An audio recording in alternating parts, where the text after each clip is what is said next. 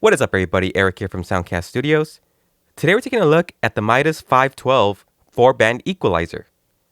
I was curious about this equalizer, in particular for the price. For what is currently $200, you get a 500 series analog EQ, which is very little money for a piece of analog gear. And so I was really curious what that gear actually sounds like and if it's good or not.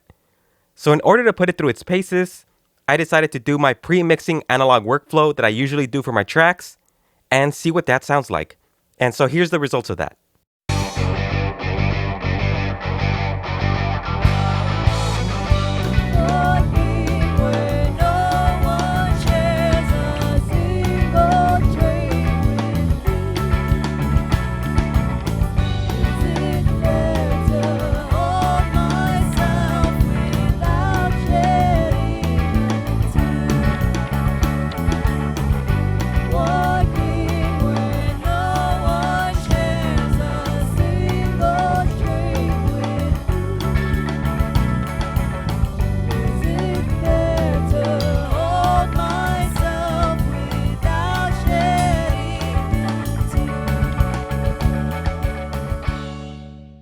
Now let me give you my thoughts and opinions on this EQ.